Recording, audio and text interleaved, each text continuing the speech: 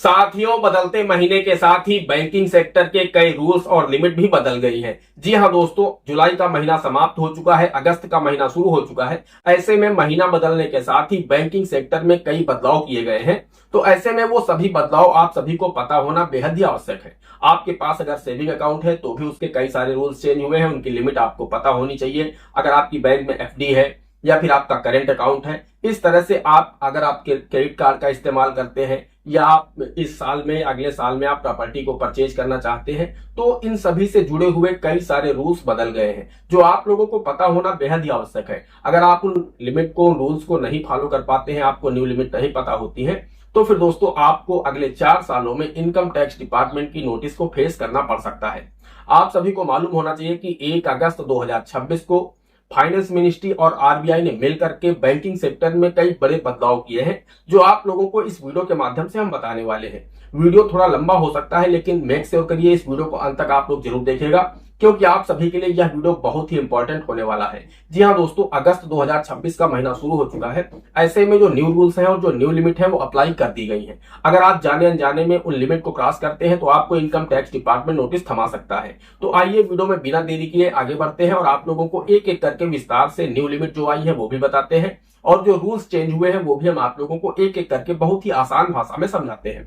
लेकिन आप लोगों से एक छोटी सी रिक्वेस्ट है, अगर आपको वीडियो पसंद आए तो एक लाइक कर देना। चैनल पर नए हैं, पहली बार आए हैं तो चैनल को सब्सक्राइब जरूर कर लीजिएगा। नमस्कार दोस्तों, मेरा नाम है दीपक शुक्ला, आप देख रहे हैं हमारा YouTube channel A to Z banking information. आइए आज के इस शानदार वीडियो को शुरू कर लेते हैं। दोस्तों, हम सबसे पहले आप लोगों को बता देना चाहते हैं कि आरबीआई यानी रिजर्व बैंक ऑफ इंडिया ने 1 अगस्त 2026 से CKYC 2.0 लॉन्च कर दिया है। जी हाँ दोस्तों, CKYC का मतलब है central know your customer. KYC का मतलब होता है अपने ग्राहक को जानो, यानी नो योर कस्टमर, और CKYC का मतलब है सेंट्रल केवाईसी। तो कुल मिलाकर के जो सेंट्रल केवाईसी होगी, इसमें 14 अंकों की एक यूनिक नंबर आपको दिया जाएगा। उस यूनिक नंबर से ही अब आपको बीमा कंपनी में, म्यूचुअल फंड में, बैंक में, पोस्ट ऑफिस में, कहीं पर भी आपको अपने केवाईसी डॉक्यूमेंट देने की आवश्यकता नहीं होगी। बस आपको वही 14 अंकों की यूनिक नंबर देना होगा, एक CKYC कार्ड आपका बन जाएगा। और ये बनना शुरू हो चुका है। आप अपनी बैंक में संपर्क कर सकते हैं, वहां से आप अपना CKYC कार्ड बनवा सकते हैं, CKYC नंबर ले सकते हैं, या फिर आप लोग अगर हमें कमेंट करेंगे तो हम आप लोगों को वीडियो बना करके दे देंगे कि आप लोग घर बैठे अपने मोबाइल से ही 2 मिनट के अंदर अपना CKYC कार्ड जनरेट कर सकते हैं। साथ ही साथ एक टोल फ्री नंबर भी दिया गया है, या उस पर जाकर के भी आप अपना CKYC नंबर जनरेट कर सकते हैं, या फिर आप CKYC की ऑफिशियल वेबसाइट पर जाकर के वहां से भी आप अपने मोबाइल नंबर को वेरीफाई करके आप 2 मिनट में अपना CKYC नंबर जनरेट कर सकते हैं, अपना CKYC कार्ड डाउनलोड कर सकते हैं। तो अगर आप लोग कमेंट करेंगे ज्यादा तो इस पर हम एक विस्तृत वीडियो बना देंगे कि आप लोग किस तरह से अपने मोबाइल से अपना CKYC कार्ड बना सकते हैं। तो बहुत ही इंपॉर्टेंट है ये CKYC कार्ड। अब आप लोगों को मुक्ति मिल जाएगी। हर जगह जो बैंक में आप लोग अपना देते थे CKYC के लिए आधार कार्ड, पैन कार्ड, जब भी अकाउंट खुलवाते थे तो वहां पर आपसे KYC डॉक्यूमेंट मांगे जाते थे।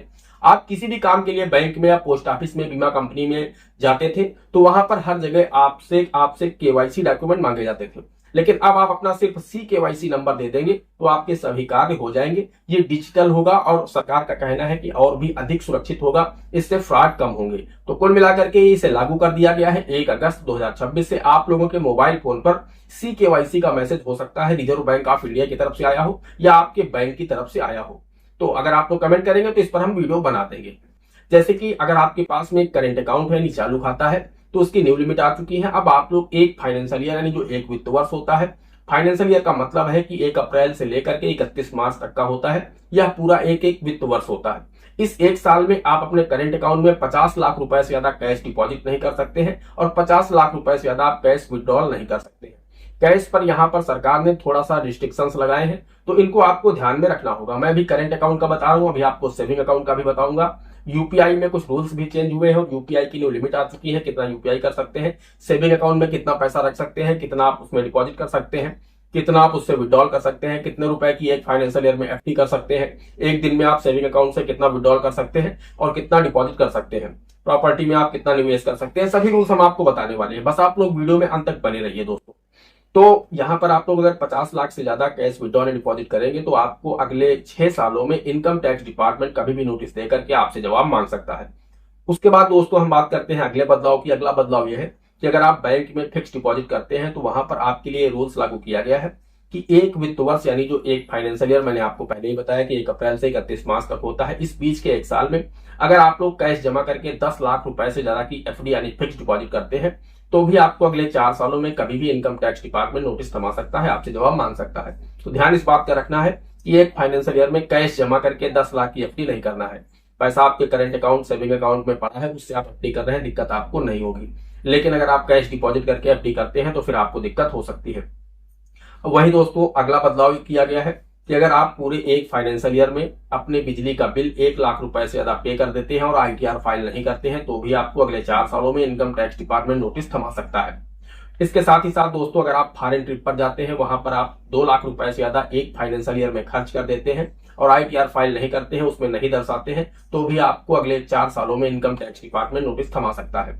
इसके साथ ही साथ दोस्तों अगर आप क्रेडिट कार्ड का इस्तेमाल करते हैं, आप चाहे एक क्रेडिट कार्ड का इस्तेमाल करते हो या 10 क्रेडिट कार्ड का इस्तेमाल करते हो, उन सभी का जो बिल होता है, अगर आप कैश में पेमेंट कर रहे हैं एक फाइनेंशियल ईयर में तो 1 लाख से ज्यादा नहीं होना चाहिए, और ऑनलाइन मोड के माध्यम से कर रहे हैं तो 10 लाख रुपए से ज्यादा नहीं होना चाहिए आपका क्रेडिट कार्ड के बिल का पेमेंट। अगर आप करते हैं एक फाइनेंशियल ईयर में, लिमिट को क्रॉस करते हैं, तो भी आपको अगले 4 सालों में इनकम टैक्स डिपार्टमेंट नोटिस थमा सकता है। अब दोस्तों हम बात कर लेते हैं प्रॉपर्टी की। एक फाइनेंशियल ईयर में आप 30 लाख रुपए से ज्यादा की अगर आप कोई भी प्रॉपर्टी परचेज करते हैं तो आपको अपने आईटीआर में मेंशन करना होगा, दिखाना होगा, अदरवाइज आपको इनकम टैक्स डिपार्टमेंट नोटिस थमा सकता है। वही दोस्तों आप प्रॉपर्टी चाहे कम अमाउंट की परचेज करें या ज्यादा अमाउंट की परचेज करें, लेकिन आपको ध्यान इस बात का रखना है कि आप 20,000 रुपए से ज्यादा टोकन मनी के रूप में नहीं ले सकते। जी हाँ, यहाँ पर कैश में मैंने आपको पहले ही बताया कि चाहे आरबीआई हो या इनकम टैक्स डिपार्टमेंट हो, चाहे या फाइनेंस मिनिस्ट्री हो, सभी रिस्ट्रिक्शंस लगा रहे हैं कि आपको कैश में ज्यादा से ज्यादा ट्रांजेक्शन नहीं करने हैं। मिनिमम ट्रांजेक्शन आपको कैश में करना है और मैक्सिमम ट्रांजेक्शन आप लोग बैंकिंग चैनल के माध्यम से करिए, जैसे कि NEFT, RTGS, IMPS, UPI, cheque, इनके माध्यम से आप करिए जिन्हें ट्रेस करना आसान होता है। कैश के ट्रांजेक्शन को ट्रेस करना मुश्किल होता है, इसलिए सरकार का कहना है कि आप लोग कम से कम ट्रांजेक्शन कैश में करिए, ज्यादा से ज्यादा बैंकिंग चैनल का इस्तेमाल करिए। तो 20,000 से ज्यादा आपको कैश नहीं लेना है। आप किसी दोस्त रिश्तेदार को मैक्सिमम 20,000 रुपए ही आप उधारी के रूप में दे सकते हैं, उससे आप उधारी वापस ले रहे हैं तो भी आप 20,000 रुपए तक ही आप कैश स्वीकार कर सकते हैं। इससे ज्यादा अगर आपको देना है या लेना है तो आप बैंकिंग चैनल का इस्तेमाल करिए, अन्यथा आपको नोटिस मिल सकता है। इसके साथ दोस्तों अगर आपके पास सेविंग अकाउंट यानी बचत खाता है, उस बचत खाते में एक फाइनेंशियल ईयर में यानी एक वित्त वर्ष में आप 10 लाख रुपए से ज्यादा कैश डिपॉजिट मत करिए और 10 लाख रुपए से ज्यादा कैश विड्रॉल मत करिए, वरना आपको भी इनकम टैक्स डिपार्टमेंट नोटिस थमा सकता है अगले 4 सालों में कभी भी। तो इस बात का भी आपको ध्यान रखना है कि आपके पास चाहे 4 सेविंग अकाउंट हो या 8 सेविंग अकाउंट हो, आपको 10 लाख से ज्यादा कैश डिपॉजिट एक फाइनेंशियल ईयर में नहीं करना है और ना ही आपको एक फाइनेंशियल ईयर में 10 लाख से ज्यादा विड्रॉल करना है। अब दोस्तों हम अगले बदलाव की बात करते हैं कि आप सेविंग अकाउंट में कितना पैसा रख सकते हैं। तो दोस्तों इसकी कोई लिमिट नहीं, आपका पैसा है, आपका सेविंग अकाउंट है। बहुत सारे लोग कमेंट करते हैं कितना पैसा रख सकते हैं कि मुझे नोटिस ना आए, तो आपके खाते में जितना मर्जी चाहे आप पैसा रख सकते हैं, कोई इशू नहीं। 1 करोड़ रख सकते हैं, 2 करोड़ रख सकते हैं, बचत खाते में रख सकते हैं। जी हाँ दोस्तों, बस ध्यान इस बात का रखना है कि जो लिमिट मैंने आपको बताई है वर्ष भर की, उन लिमिट को आपको क्रॉस नहीं करना है, बाकी कोई भी दिक्कत आपको नहीं होने वाली। अब हम बात कर लेते हैं सिंगल डे में आप कितने रुपए कैश विड्रॉल कर सकते हैं सेविंग अकाउंट से और कितने रुपए आप डिपॉजिट कर सकते हैं। तो उसकी लिमिट है 2 लाख रुपए। अगर आप 2 लाख रुपए से ज्यादा ये बार बार अगर करते हैं, 1-2 बार आप करते हैं कोई दिक्कत नहीं है, तो आप अगर बार बार ऐसा करते हैं कि 2 लाख रुपए से ज्यादा आप कैश डिपॉजिट कर रहे हैं और 2 लाख से ज्यादा आप कैश विड्रॉल कर रहे हैं, तो ये हाई वैल्यू ट्रांजेक्शन हो जाएगा, आपकी एसएफटी रिपोर्टिंग हो जाएगी और फिर आपको अगले 4 सालों में इनकम टैक्स डिपार्टमेंट कभी भी नोटिस थमा सकता है। तो इसका भी आपको ध्यान रखना है। आप 1 बार 2 बार 4 बार कर रहे हैं तो इशू नहीं है, लेकिन अगर आप मान लीजिए 5-5 लाख रुपए अपने सेविंग अकाउंट में लगातार जमा करते जा रहे हैं सिंगल डे में, आपको ध्यान इस बात का रखना है कि अगर आपको 10 लाख जमा करना है तो 2-2 लाख करके आप 5 बार में जमा कर दीजिए। लेकिन इकट्ठे अगर आप 10 लाख जमा करेंगे तो एसएफटी रिपोर्टिंग हो जाएगी, 5-5 करके 2 बार करेंगे एसएफटी रिपोर्टिंग हो जाएगी। अगले 4 सालों में आपको इनकम टैक्स डिपार्टमेंट नोटिस थमा सकता है। अब हम बात करते हैं अगले बदलाव की। अगला बदलाव यह है दोस्तों, यूपीआई में एनपीसीआई यानी national payment corporation of India बदलाव करने जा रहा है। अभी तक आप लोग मान लीजिए किसी को 10 रुपए का भी पेमेंट करते हैं तो आपका मोबाइल नंबर सामने वाले के पास चला जाता है। अब आगे से ऐसा नहीं होगा, एनपीसीआई बदलाव करने जा रहा है। अब आप जब पेमेंट करेंगे तो आपका जो मोबाइल नंबर होगा उसके 2-3 अंक दिखेंगे सामने वाले को, बाकी आपका पूरा मोबाइल नंबर नहीं दिखेगा। अगर हम लिमिट की बात करें कि आप यूपीआई से कितना सेंड और कितना रिसीव कर सकते हैं ताकि आपको नोटिस ना मिले, तो दोस्तों इसके लिए कोई एग्जैक्ट लिमिट तो नहीं बताई गई है इनकम टैक्स या जीएसटी डिपार्टमेंट की तरफ से, कि इतना ही आप कर सकते हैं। लेकिन इतना जरूर है, अगर आप लोग 20 लाख रुपए से ज्यादा अपने यूपीआई से एक फाइनेंशियल ईयर में टर्नओवर करते हैं, उस दशा में आपको जीएसटी डिपार्टमेंट नोटिस थमा सकता है। क्योंकि जीएसटी डिपार्टमेंट कहता है कि सेल्स के मामले में 40 लाख और सर्विस के मामले में 20 लाख, इससे ज्यादा अगर आपके सेविंग अकाउंट का टर्नओवर होता है तो जीएसटी नंबर लेना अनिवार्य है। तो इन चीजों का आप ध्यान रखिए, इससे ज्यादा आप टर्नओवर करेंगे अगर सेविंग अकाउंट से। और मैं तो आपसे हमेशा कहता हूं कि अगर आपका कोई शॉप है, कोई दुकान है, कोई धंधा है, तो आप अपने नाम से अपने पैन कार्ड पर एक करेंट अकाउंट खुलवा लीजिए। पैसा अपने सेविंग अकाउंट में यूपीआई से बिजनेस का मत लीजिए, अन्यथा आप भविष्य में फंसेंगे और फिर आप उसे एक्सप्लेन नहीं कर पाएंगे। आपके ऊपर बहुत ही हैवी पेनल्टी इंपोज करेगा इनकम टैक्स डिपार्टमेंट, जो कि 300%, 350% तक भी हो सकती है।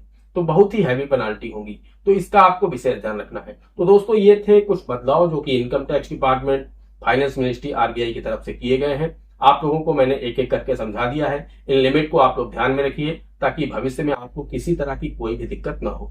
दोस्तों, आशा करते हैं आपको वीडियो पसंद आया होगा। अगर आपको वीडियो पसंद आया है तो एक लाइक कर देना। चैनल पर नए हैं, पहली बार आए हैं, इसी तरह के वीडियो आगे भी देखना चाहते हैं तो हमारे इस channel A to Z banking information को सब्सक्राइब करके साथ में बेल आइकन को जरूर प्रेस कर लीजिएगा, ताकि जैसे हम इस तरह का कोई भी दूसरा वीडियो अपलोड करें उसका नोटिफिकेशन आपको सबसे पहले मिले। दोस्तों, आज के वीडियो में इतना ही। मिलते हैं अगले वीडियो में किसी अगले इंटरेस्टिंग टॉपिक के साथ। तब तक के लिए जय हिंद, जय भारत।